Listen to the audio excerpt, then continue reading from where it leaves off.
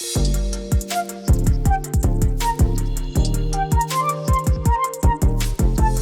it's free or cheap this summer, count me in. It's Rob and Lizz in the morning, his radio. Like Barnes & Nobles, I heard they're doing this free book club kind of thing for kids it's almost during like, the summer. Yeah, accelerated reader or something like that. So you have your summer reading list. The kids have to read 8 books, and they have to write a little summary of each of those books. And at the end of it, they get a free book from Barnes & Noble. That's not bad. So that's free. Yeah. That's cheap. For my family, cheap things we're doing over the summer because we can't afford a big vacation. We just did this thing because of our son's wedding. Mm-hmm. And then we had some house repairs that we had to do. Oh, my word. That took so long. Anyway, so we're going to take a couple of weekends, like 3 days, and do some tent camping. I love that, though. Getting back to basics kind of thing. Yeah. I mean, we had a goal of getting an RV. That's not going to pan out. Not this year. But we got a nice big tent, so that'll definitely work out. I hear Scott does, what is it, bowling? Kids bowl free. Every summer there's a program. I think you can get like 2 free games a day. And my son is 11. We've had to keep him busy. We're trying to find things to do like camps and VBSs and things like that. But we had a bowling alley near our house that offered this. And so some do, some don't. You have to call around. But 2 free games a day. It's pretty cool. That's not bad for kids. That's cheap. Yeah, I was actually telling Harlan from the afternoons with Brian and Harlan here on his radio. I was telling her the other day because she's got 2 that are going into middle school, and she was asking about the bowling program. So you can actually go, I think it's like kidsbowlfree.com or something like that, and you can sign up, and it tells you all the different bowling alleys all across the country. Really? Yeah, so even if you're going on vacation somewhere, like we're going to Alabama, I could look ahead and say, hey, let's sign up. We can go to that bowling alley. Your kids are not kids anymore. No, but I'm saying if I had little, well, what do you mean? They're always my kid. I don't care if I'm 184. But they're not. And they'll be my 150-year-old kids. They're not 12 and under. You're listening to Rob and Lizz in the morning. His radio. It's Rob and Lizz in the morning on his radio. I mean, I don't want to say I'm cheap or anything, but I'm cheap. Oh, I'm cheap. For real, especially during the summer when you're trying to not only save some money, but keep the kids entertained so you don't hear, I'm so bored. Right? Oh, my goodness. Agnes is here at 800-447-7234. Hey, Agnes. What's going on there? Hi, so I was just laughing when I heard you talking about being cheap because I have a 2-hour break from school. So instead of me buying some food in the cafeteria, I'm running home, which is 20 minutes away, to go cook something to eat and then to run back to school. Oh, really? So, okay, I have to know, what kind of sandwich do you get when you run home? For lunch, I had a turkey and cheese sandwich from home. Oh, my goodness, I am so cheap. You're listening to Rob and Lizz in the morning. His radio. So there's this guy, and he had been at a little club. It's like a family-like place where they do music. It's like a music venue and some dancing. So he had been there. He left. He's in his truck, and he gets pulled over because he wasn't kind of staying in his lane. I think he was jamming to music. So here's what happens. Police officer pulls him over, gets him out of the car. They start to have a conversation about where he's been. And he's been at this really family-friendly kind of music venue. And he says, do you know how to dance? And the police officer says, well, I mean, maybe, and he says, let me show you some dance moves. Gave her a dance lesson right there on the side of the road. Really? It sounds like he's got tap shoes on a little bit. And so he starts sort of clogging, and he says, give me your hands. So he takes her hands, and he's showing her, you got to move forward a couple of steps and do these things. And so they're just dancing on the side of the road. It's amazing. Did he have to walk the line? He didn't. No, it wasn't anything like that. It wasn't that. It was not that at all. I think it was late. He's a little older, and, just maybe, I tell you, I think he was just jamming to his music. He was still dancing. And so the officer joined in. The officer joined in. That was sweet of her. They did a little 2-step on the side of the road, and so I'm thinking. The dash cam picked it up, huh? Yes. But I'm thinking this morning that I feel like I need to teach Rob how to do the electric slide. You go right ahead. I'll watch. You're not going to do it? Why? It's so much fun. Listen, middle-aged guy. As big as middle-aged guy, fat belly, nope. Look, moving around causes people to get sick. No. So it does. All you have to do, you take 3 steps to the right, and then you take 3 steps to the left, and then 3 steps to the back, and then you go down, touch quarter, and then pick up that quarter, and then come back, and then turn. I'd never heard the quarter in the song. Yeah. You don't hear it? That's the cha-cha slide that tells you every single move to make. Okay. 2 stomps to the left, 2 stomps to the right. Yeah, no. So this is You hear Liz here. Charlie Brown. She's sitting there doing her Charlie Brown. You're listening to Rob and Liz in the morning. His radio. Just mention bath bombs. They're so good. And then Liz says, Rob, you need to. And I'm like, no. It's Rob and Liz in the morning, his radio. Why in the world? Because they're so relaxing. They moisturize your skin. Diane texted and she said, tell Rob bath bombs are awesome. Well, I mean, why? I just take a quick shower. I'm done. I'm ready for the day. So it was over the weekend, and I had gotten a bath bomb. Gosh, I think maybe Valentine's Day. I don't remember. Anyway, so I hadn't used it yet because they're super special. And so I was like, I'm going to take me a bath bomb bath. And so I put it in there, and I get a little surprise at the end of the bath bomb. So it did the little fizzy thing. It's like, brrr, and it fizzes. And then at the very end of it, a little unicorn popped out What? of the bath bomb. I was so happy. A toy? It was. Like less than an inch tall, and he's purple, and he's got like a gold little horn. So it made my day. I had a cup of tea. I wonder if Scott does this bath bomb thing. No, but do you know my son got one once that had a Hot Wheels car in it? Yeah, they have and they bath make them bombs for dudes kids. This is and like he loved it. Cracker It fizzed Jacks in the water. boxes? What? It's just a little treat at the end of your bath bomb, and it just makes it even that much better. They smell good. They moisturize. Sometimes they're lavender. I've heard of the things. What do? You throw it in a tub. Well, don't throw it. But, I mean, you can drop it in your Whatever. tub. You drop it in the tub. You throw it in the tub. Whatever you do, it goes in the tub. Yeah. And then what happens? It's like putting peanuts in a Coke. You know how they start fizzing? Brrr, like the fizz thing? So that's what a bath bomb does. And it makes your water... So you drink this stuff? No, you don't drink it. Well, then what do you say? Put it in the Pepsi. No, I'm saying it fizzes like the peanuts in the Pepsi. So you put the bath bomb stuff in your Pepsi. And then you get a treat. Listen, What if you swallow it? Listen, Padawan. What's So going what on you here, do- Scott? I don't get this. You put your bath bomb in the bathtub. It starts to fizz. It makes your skin moisturized. It smells delicious. So you eat it. No. You're listening to Rob and Liz in the morning. His radio. I feel like most of us think about what we'll do in this kind of a situation, but when it comes to it, I don't know that we will actually follow through because we get panicked. Rob and Liz in the morning, his radio. Lindsay and AJ moved into this beautiful farmhouse. 1906, 117 years old. Oh, this house? 2 stories, 5 kids, incredible house in Michigan that they lived in. All of a sudden, there was a house fire. And so as they were all on the second floor, AJ and Lindsay got all the kids out on the roof. Wow. And then as Lindsay's down below, AJ grabs one of the kids that's still inside and throws him out the window. Do what? So that Lindsay can catch him. And then AJ goes out on the roof and then starts dropping all the kids down into his wife's arms. And then he jumps out as well. With this house now engulfed in flames. Oh, that's so scary on so many different levels. I would be thinking, what if she drops one of them or, harms her in the process? Or I think the adrenaline is pumping so hard during that time that they're not thinking that. They're thinking, we got to keep our Get kids out. safe.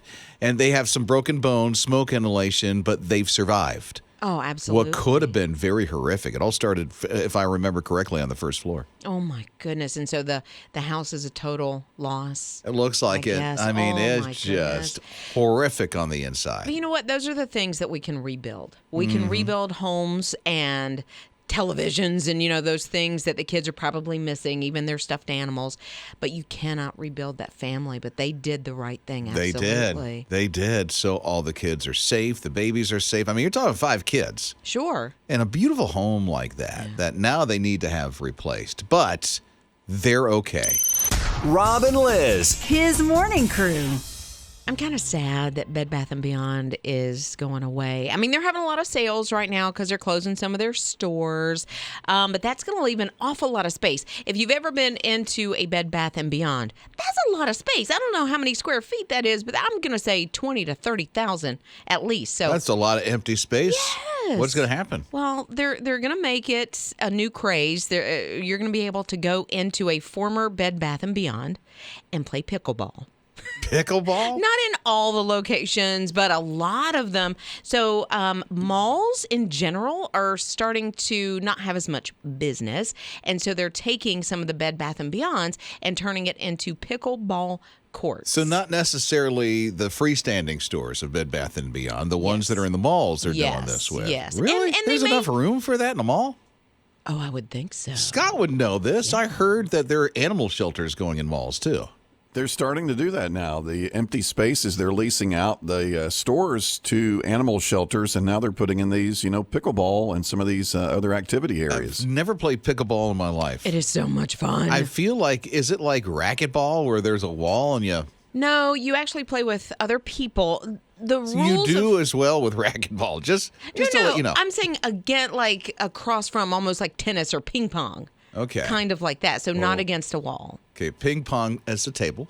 It is a table, but so this pickleball is a table? No, it's a court. It's a court, like tennis. Yes. Okay. Yes. It's like a mini tennis court. It is like a mini tennis court. Where do you get ping And you pong have paddles. You have paddles. Like a ping and pong. then the ball is like a big wiffle ball. Yes. How big are the paddles?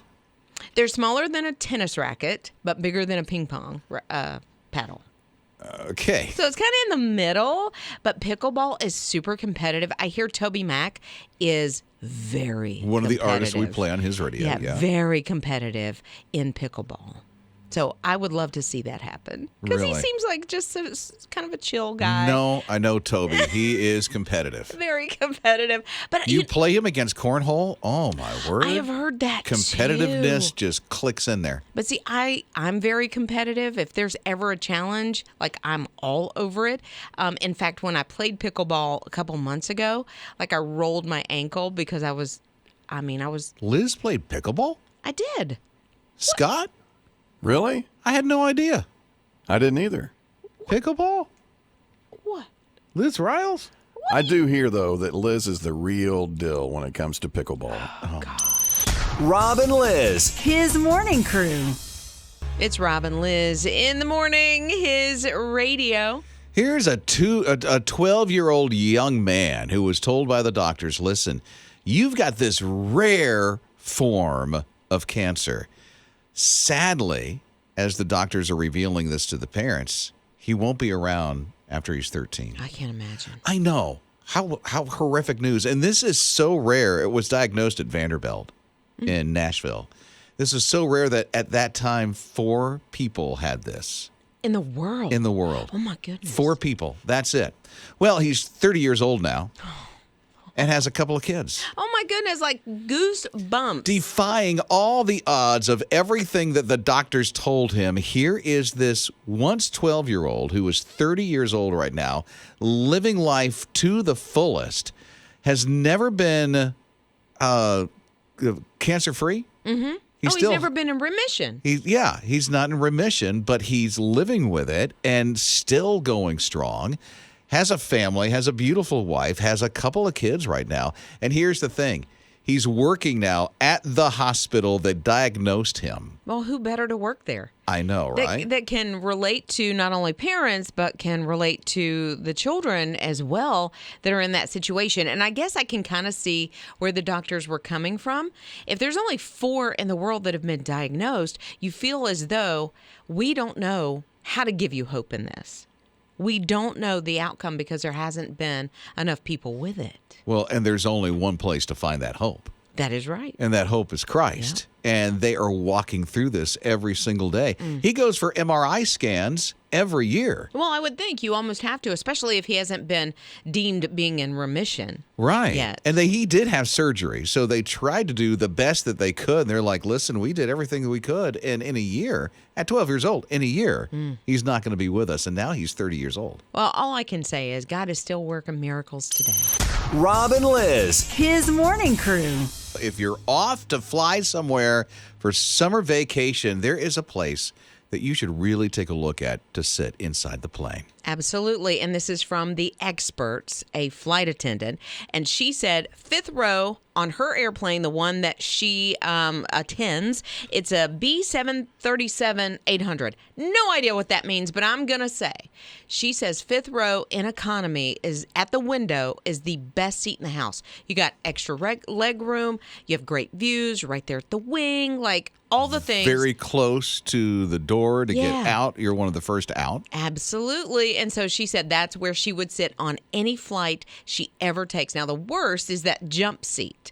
But that's the one that, like, we can't book that one. That's the one that the flight attendants sit in. Of course, that's the worst right. one. I know, because they're facing everybody. It's super awkward. It's just, she hates sitting there. But she kind of has to for her job. It's her job. But when she's flying, 5th row window seat. Well, I'm going to tell you, I love the window seat, and I know a lot of people like the aisle, but I'm more of a window seat kind of a person, and I like to talk to people that are sitting with me. I don't necessarily always start the conversation, but I really like to get into a conversation. She will. I mean, and she'll just talk your ear off. You know, I kind whole of will. time. But I'm not that one. I don't feel like I'm annoying. Now, I don't know the other perspective of having to listen to me. You're listening to Rob and Liz in the morning. His radio. WaWa is making its way into North Carolina. I don't know if you've ever heard of WaWa, but WaWa is not like a Buc-ee's.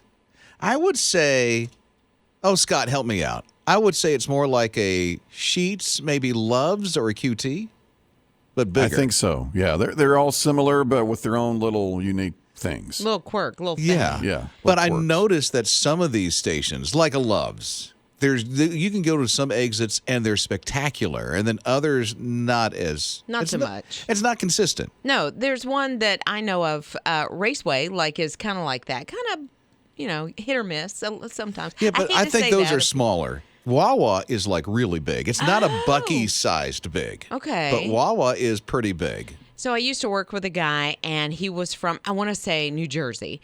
And when he came down here to the Carolinas and Georgia, that's all he could talk about was, why don't you have a WaWa? Why don't you? And I'm like, what are you even saying? North Carolina. There's going to be like 80 of them in the next 10 years, and they just did their first groundbreaking, and it's in the Outer Banks. Oh, okay.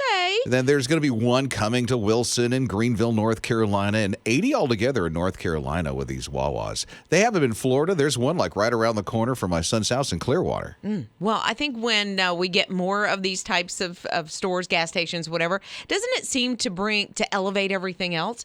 Because they got to try to stay in business, and so they're trying to compete, and it's just better for us, the consumer. You're listening to Rob and Liz in the morning. His radio. At least 360 marathons, and then he should be able to accomplish what he wants to accomplish. And by golly, I think he'll accomplish it. I'm tired just thinking about And it. he'll be in amazing shape because Russell, he wants to run the length of Africa. That's a pretty big place. That's a whole continent. Come on. Yeah. So he's 26. He is going to run the entire length of Africa. But why? And do it in 360 marathons total. That's a lot. That is a lot. And 240 days. That's how long it's going to take him. That's super fast. I mean, that's less than that's like what, 9 months, I guess, 10 months. Wow, that's a lot. No, it's goodness, less than that.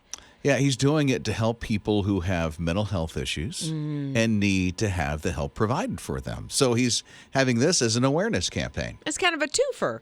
So I know that when I work out, I feel better. I feel more centered. And I think it's maybe because I'm exhausted and my mind isn't thinking of all of the things that can enter it. So, maybe that's where he found his help. Well, listen, he probably, I think you're right, but doing 360 marathons in 240 days, that's going to be a huge accomplishment. And I've done 9 marathons. I know it doesn't look like it, but I've done 9 marathons. And let me tell you that after about 13, 14 miles, your mind starts playing tricks on you. And then when you get to mile 20, the real race begins. I can imagine doing that for 246 days in a row. Yeah, but sometimes I'll be in the middle of, my workout or whatever, and I'm like, will this ever end? And it's 30 minutes. So this guy, I got to give it to him. This is pretty incredible. I don't know what his pace is going to be. He certainly isn't going to blaze by it in 2 hours. But respectable would be 3 hours and 30 minutes. But the fact that he Respectable. can finish and then finish and then finish and then finish again. Day after day after day, and he'll have to double up some because you're talking 360 marathons in 246 days. So he's going to have to do some extra miles along the way. I would think so, but good on him and love that he's doing it.